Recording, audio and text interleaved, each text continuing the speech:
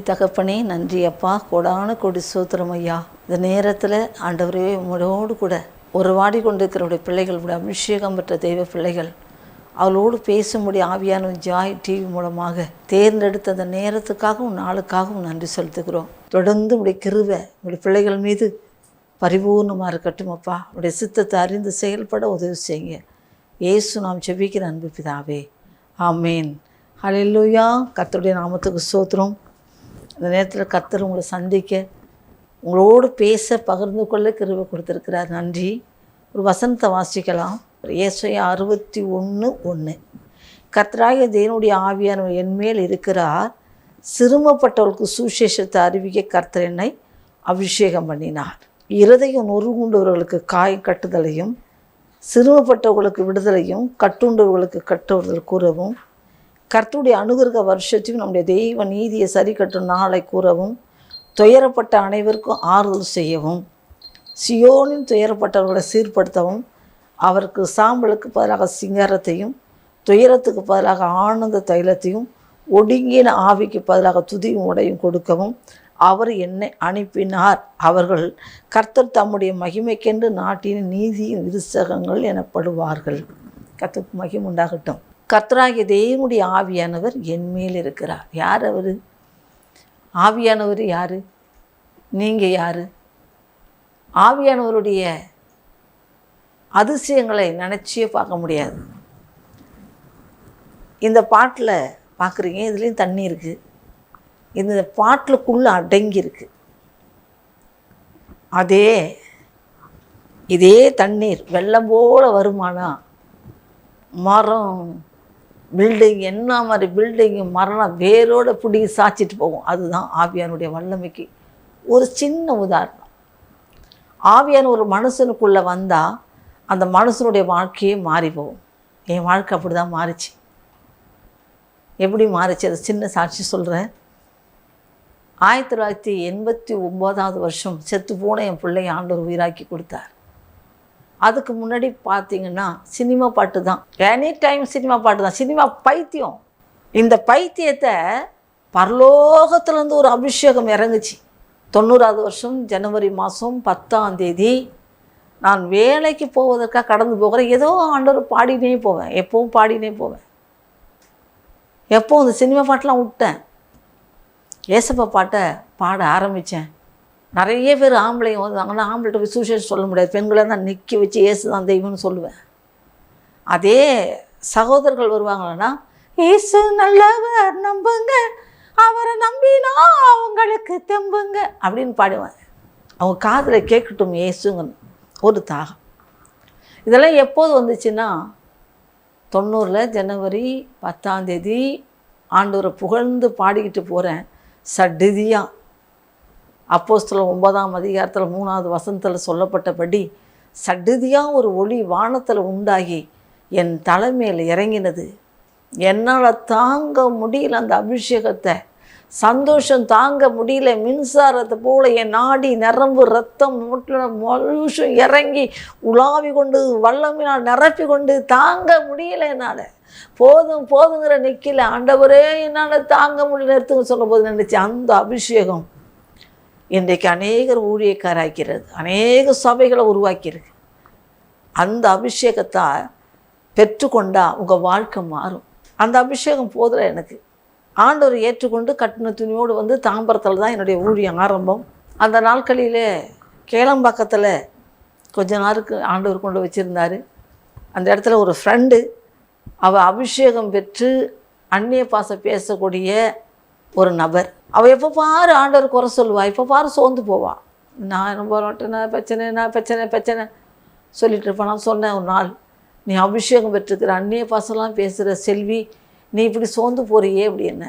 ஆமாம், அபிஷேகம் பெற்று என்ன பிரயோஜனம் அப்படின்னா? ஏன்னா இந்து பக்கா பூசாரி பூசாரியாக வாழ்ந்தவன். ஆனால் எனக்கு ஒன்றும் புரியல என்ன அப்படின்னா. ஆமாம், அபிஷேகம் பெற்று அதை டிரான்ஸ்லேட் பண்ணணும், வியாக்கியானம் பண்ணணும். வியாக்கியானம் மாதிரினா என்ன? ஆவியான கொடுக்குற பாசையை விளக்கி சொல்லணும். அப்படியா? அதை மனசுக்குள்ளே வைத்து ஜெபிக்க ஆரம்பித்தேன். 1991 ஏப்ரல் மாதம் 20ஆம் தேதி மன்னா சபைன்னு சொல்லி தாம்பரம் ஏரிக்கரை தெருவில் நடந்து கொண்டு இருக்கிறது. அந்த சபையில் அபிஷேகத்துக்காக உபாசத்தோடு போய் உட்காந்து ஜெபிச்சிட்ருக்கிறேன். இந்த அபிஷேகம் வரும்போது என்னால் தாங்க முடியல, அடக்கி கொள்ளுகிறேன், எனக்குள்ளே நான் கண்ட்ரோல் படுத்துகிறேன். அப்போ அந்த ஊழியக்காரர் தீர்க்கதரிசி அவர் சொல்கிறாரு, கர்த்தருடைய ஆவி உன் பக்கத்தில் நிற்கிறார் சகோதரியே, உனக்குள்ளே வர விரும்புகிறார், உன்னை அபிஷேகம் பண்ண விரும்புகிறார், நீ ஆடுவனும் குதிப்பணும் விழுந்து பெறலணும் நயம் யோசிக்கிற, உன்னை விட்டு கொடுனார், விட்டு கொடுக்கிற ஆவியானவரே அப்படின்னு கையை உயர்த்தின போது என் தலை மேலே வந்து அந்த அபிஷேகம் மோல்டு வரையும் நெருப்பை எரிஞ்சுதை நான் பார்த்தேன். கண்ணை திறந்து நான் நம்புறீங்களோ நம்புடைய, நீ நம்பணுங்கிறதுக்காக சொல்ல, என் அனுபவத்தை உண்மையாக சொல்கிறேன். நீ நம்பினாலும் ஐ டோன்ட் கேர், நம்பாட்டினாலும் ஐ நோ. அந்த அபிஷேகம் பற்றி எரிகிறது. ஓ ரிக்கரவரியா, ஓ ரிவாக்கரவரியா அப்படிங்கிற முதல் பாஷை என் நாவு பொருளுகிறது, அடி வேரோடு பொருளுகிறது. அப்போ அந்த சகோதரி சொன்னதை ஞாபகப்படுத்தி, ஆவியானவரே நீர் தான் என்னை நிரப்பிடுவான், அந்த பாஷையோட வேக்கணத்தை கொடுங்க அப்படின்னும் போது, ஓம துதிக்கிறையாம சோத்தரிக்கிறையான்னு சொல்லி தமிழில் சொல்ல ஆரம்பித்தேன். இன்றைக்கி குருவி, நாய், சகல மிருகங்கள், சகல ஊழியக்காரங்கள் பேசுகிற அனைத்து அந்நிய பாஷைகளுக்கும் வேக்கானம் பண்ணுகிற கிருபையை அன்று கொடுத்தவரை இன்று வரையும் நடத்தி கொண்டு இருக்கிறார். அபிஷேகம்னு சொன்னால் நுகத்தை முறிக்கும். அபிஷேகம் கர்த்தருடைய அபிஷேகமாக இருந்தால் நீங்கள் நடந்து போகிற பாதையெல்லாம் வல்லமை வரும். ஆதி அப்போஸ்தலர்களுடைய காலங்களிலே அவங்க நடந்து போகும்போது நிழல் பட்டு சுகமானார்கள். எப்படி? இரவும் பகலும் ஜெபம், இரவும் பகலும் ஆவியில் நிறைஞ்சி, அவங்களுக்கு சொத்து வேணாம், சுகம் வேணாம், பொண்டாட்டி வேணாம், புள்ள வேணாம், குடும்பம் வேணாம், எதுவுமே வேணாம், பரலோகம் மட்டும் வேணும்னு வாழ்ந்தாங்க. இன்றைக்கி எத்தனை பேர் வாழ்ந்து கொண்டு இருக்கிறீங்க? பரலோகம் மட்டும் போதும்னு யார் நிறைவோடு ஊழியம் செய்கிறீங்க? பரலோகத்து தேவனை நான் சந்திக்கணுங்கிற தாகமும் வாஞ்சம் யாருக்கெல்லாம் இருக்குது? உண்மையான அபிஷேகம் பெற்ற ஊழியக்காரக்குள்ளே இருக்கும் பாருங்கள், பார்க்கலாம். உண்மையாக யார் ஊழியம் செய்கிறாங்களோ அவங்கள்ட்ட தான் அபிஷேகம் இருக்கும். அவள் எப்படி இருப்பாங்க? கட்டுண்டவங்களை தேடி போவாங்க, நொறுங்குண்டவங்களை ஆறுதல்படுத்துவாங்க, துயரப்பட்டவங்களுக்கு ஆறுதல் ஆனது சந்தோஷம் வர வரையும் விட மாட்டாங்க, தேடி ஓடுவாங்க ஆட்டுக்குட்டிகளை, ஆத்துமாக்களை. ஆகவே தான் கர்த்தராகிய தேவனுடைய ஆவியானவர் என் மேல் இருக்கிறார். உன் மேலே இருந்தா, உன் மேல் ஆவியானவர் இருந்தா உங்கள் வாழ்க்கை தலைகீழாக இருக்கும். உங்கள் வாழ்க்கையை எத்தனை விரோதிகள் உங்களுக்கு விரோதமாக எழும்பினாலும், எத்தனை விதமான வியாதிகள் சாத்தான் கொண்டு வந்து உங்களுக்குள்ளே திணித்து வைத்தாலும் பரிபூர்ண சுகத்தோடு இருப்பீங்க. விடுதலை கொடுக்கிறவங்களா இருப்பீங்க, விடுவிக்கிறவங்களா இருப்பீங்க, ஆற்றுகிற தேற்றுகளாக இருப்பீங்க. தேவனுடைய ஆவினா சும்மா இல்லைங்க. எப்படிப்பட்ட பில்டிங், எப்படிப்பட்ட கட்டடங்கள், எப்படிப்பட்டதான மரங்கள், எவ்வளோ பெரிய மரங்கள், எவ்வளோ மதில்கள் அடித்து நொறுக்கிட்டு போயினே இருக்கும். உங்களுக்குள்ள ஆவியானது அவங்களுக்கு இருக்கிற பாரம், துக்கம், துயரம் மாறிக்கொண்டே இருக்கும். ஆதரவு பேசிக்கொண்டே இருப்பார். ஆவியானவர் பேசிக்கொண்டே இருப்பார். ஏன் மகனே கலங்குகிறா, ஏன் மகளே கலங்குறான் இல்லவா? கர்த்தருடைய பரிசுத்தம் நாமம் மையப்படுவதாக. என் தங்கச்சிக்காக 90வது வருஷத்தில் ஆண்டுக்காக கட்டண துணியோடு வந்தேன். 90லேருந்து அவள் தான் எனக்கு ஃபெஸ்ட்டு ஃப்ரெண்டு. வாங்க குடும்பத்திலேயே எல்லாரை விட என் தங்கச்சி அதிகமாக நேசித்தேன், அதிகமாக நேசித்தேன். அவளை எப்படியாவது என் ஊழியத்துக்கு என்னோடு வந்து ஊழியம் செய்யணும், அவள் ஆசீர்வாதமாக இருக்கணும், பிள்ளைகள் ஆசீர்வாதமாக இருக்கணும். எவ்வளோ பிரயாசப்பட்டேன் பிரியமானவர்களை, என்னால் முடியலை. ஏன் முடியலைங்கிற காரணம் சொல்கிறேன். அவள் சின்னதுலேருந்து என் மேலே போராமையாக இருந்திருக்கான்னு எனக்கு தெரியல. அவங்க புருஷன் மரித்து போனார் 2004.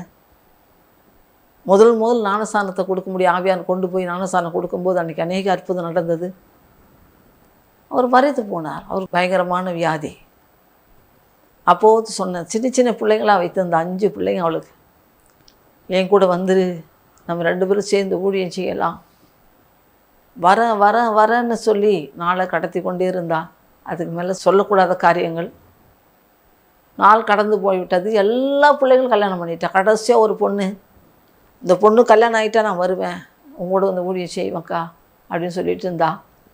அவள் எப்படியாவது என் கூட வந்து நான் அவளை நல்லா பார்த்துக்கணும், நல்லா வச்சுக்கணும் அப்படின்னு நினச்சி ரொம்ப ரொம்ப 35 வருஷம் ஜெபம்.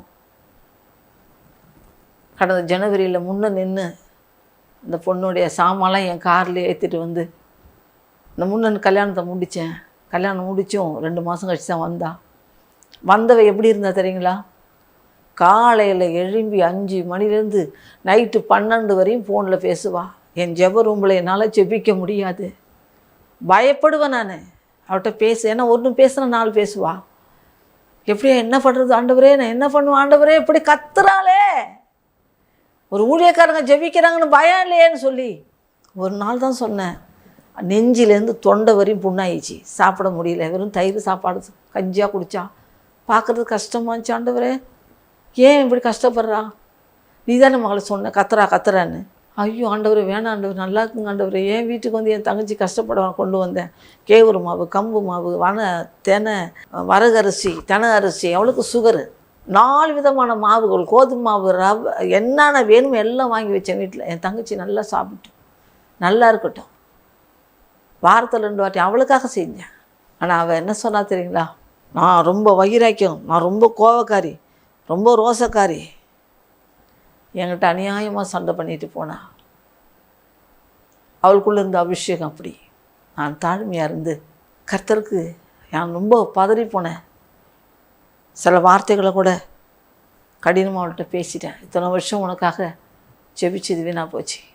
ஏன்னா ஊழியத்துக்கு தகுதினா ஜெபிக்கிறவங்களுக்கு உதவியாக இருக்கணும், ஊழியம் செய்கிறவங்களுக்கு உதவியாக இருக்கணும், ஊழியம் செய்கிறவங்களை தாங்கணும், ஊழியத்துக்கு எல்லா விதத்திலும் கெடு வராதபடி இந்த ஊழியக்காரை என்கரேஜ் பண்ணணும். இதுதான் தேவன் கொடுக்குற அபிஷேகம், தேவன் கொடுக்குற வரம், கிருபை. தேவப்பிள்ளையே, உனக்குள்ளே இருக்கிற அபிஷேகம் சண்டைக்கார அபிஷேகமா, கோல் சொல்கிறதா, கலகம் ஊட்டுறதா, எரிச்சல் கொடுக்கறதா, இடையூறு பண்ணதா, அது சாத்தானுடைய அபிஷேகம். ஆகவே தேவனுடைய அபிஷேகம் இருந்தால் அவங்க தாழ்மையாக இருப்பாங்க, அன்பில் தெளிவாக இருப்பாங்க, பாசமாக இருப்பாங்க. யாருக்கு என்ன கஷ்டம் வந்தாலும் முன்னாடி நிற்பாங்க, யாருக்கு என்ன பிரச்சனைனாலும் முன்னாடி நிற்பாங்க. ஆவியானுடைய அபிஷேகம் இருந்தா அவங்க வாழ்க்கையில் எந்த குறைவும் இருக்காது. கர்த்தர் நிறைவாக நடத்துவார். அவளுக்காக எல்லாம் செஞ்சு கடங்காரியான, அவளுக்கு எல்லாம் பண்ணி ஒன்றும் இல்லாத போயிட்டேன். கடைசியில் அவளே இல்லை. இன்னைய வரையும் வருத்தப்பட்டு கொண்டு இருக்கிறேன். அவளால் அவள் ஆண்டவருடைய ஊழியத்துக்கு இடையில் பண்ணதுனால இன்றைக்கி அவள் நிலையற்றவளாக நிற்கிறா. இருக்க இடம் இல்லை.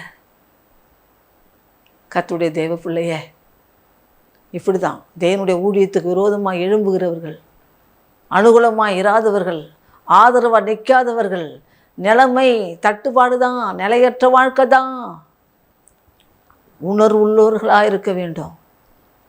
தேவன் நமக்குள்ளே இருக்கிறாருங்கிற பயத்தோடு இருக்க வேண்டும், நடுக்கத்தோடு இருக்க வேண்டும். அவர்கள் எப்படி இருப்பார்கள்?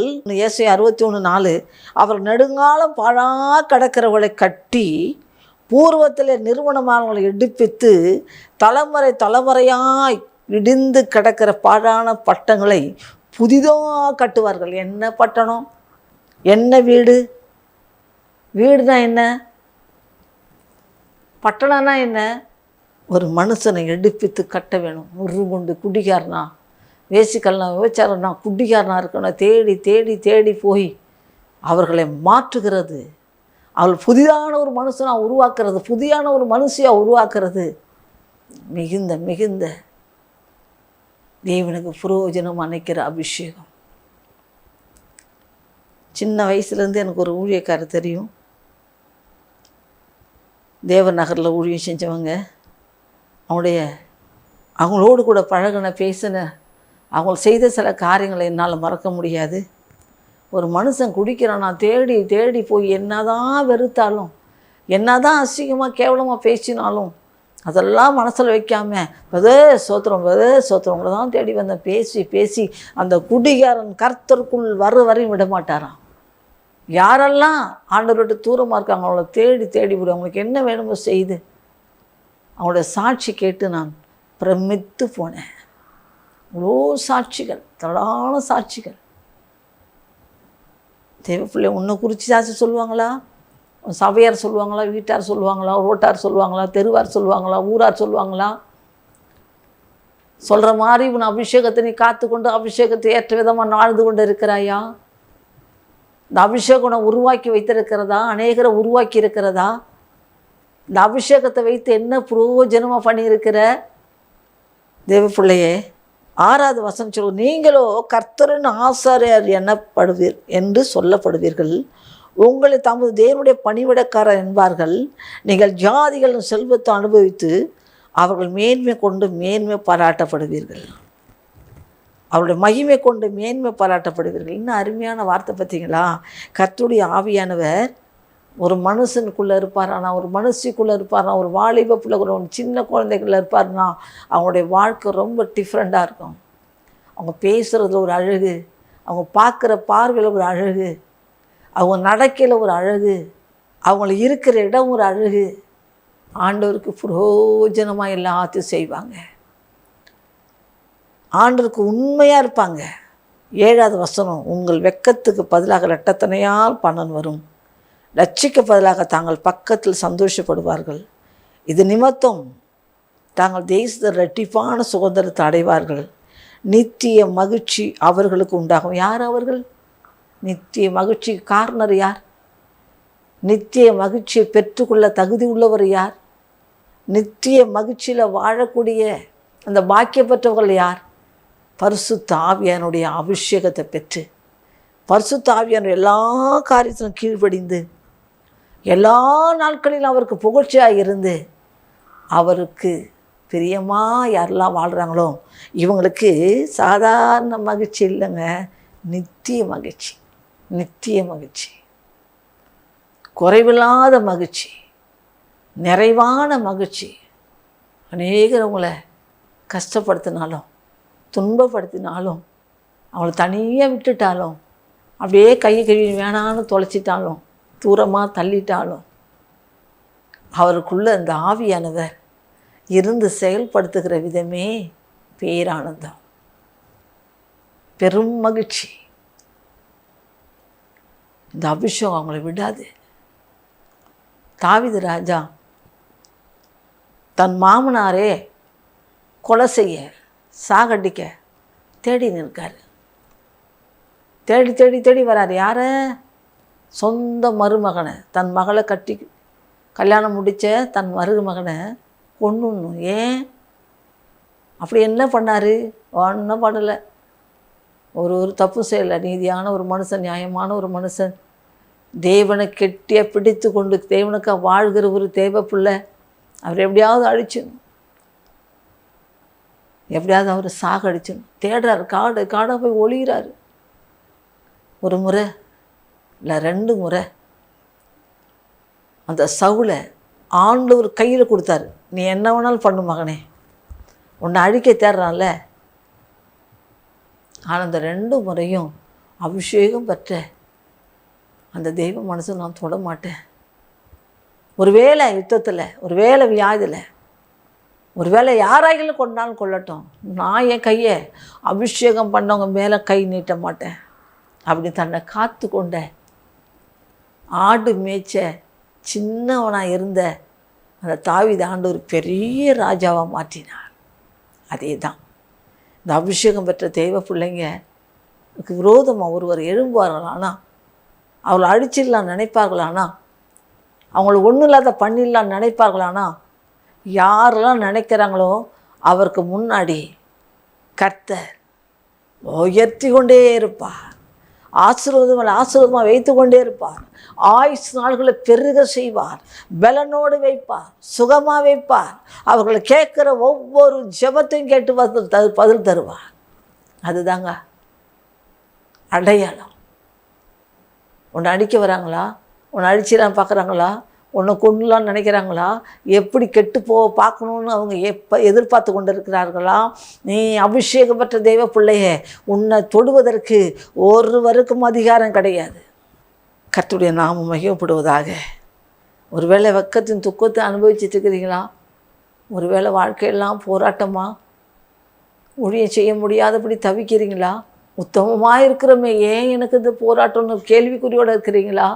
இதோ பதில். உன் வெட்கத்துக்கு பதிலாக ரெட்டத்தனையாக பலன் வரும். உன் துக்கம் சந்தோஷமாக மாறும். போராடு.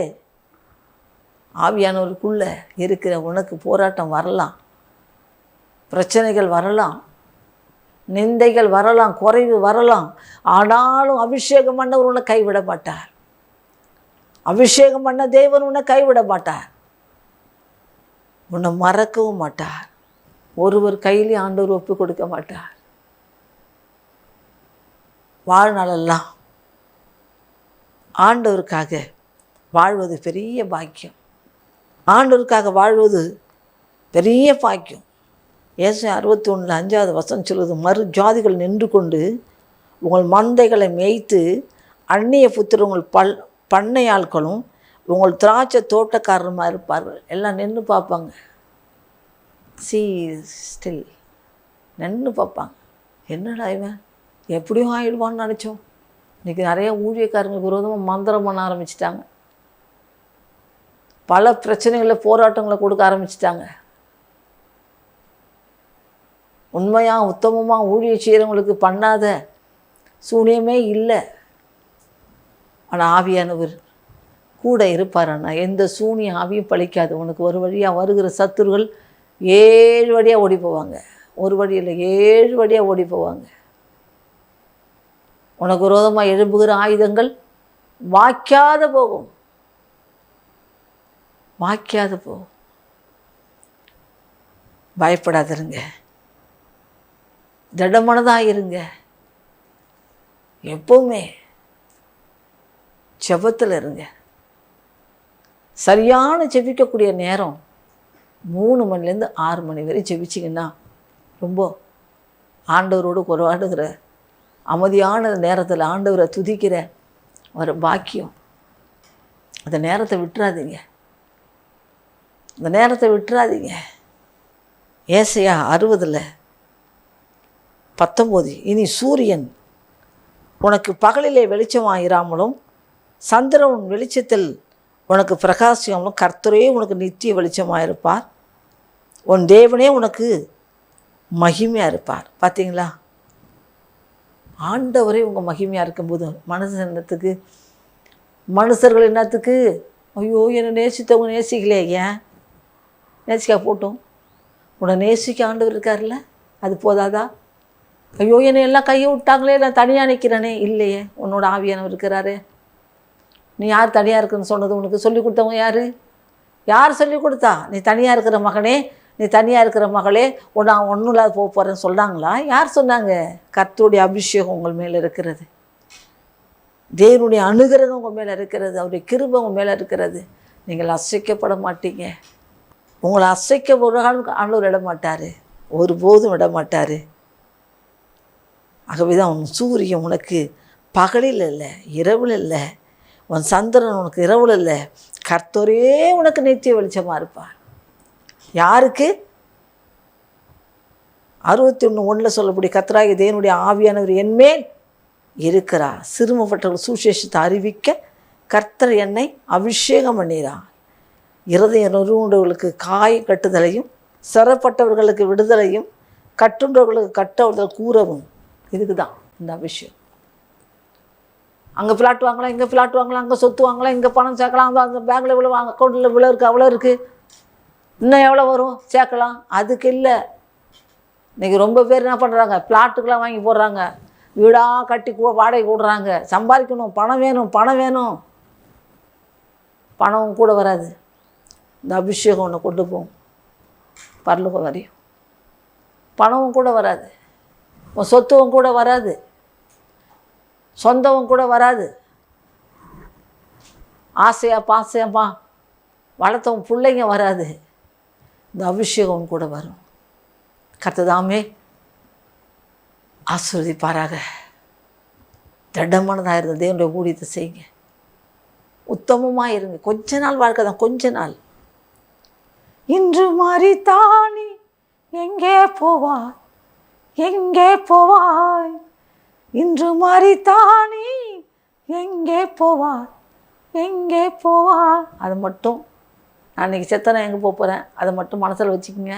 பயபக்தியாக ஊழியம் செய்யுங்க, பரலோகத்துக்கு போங்க, நானும் வருவேன்.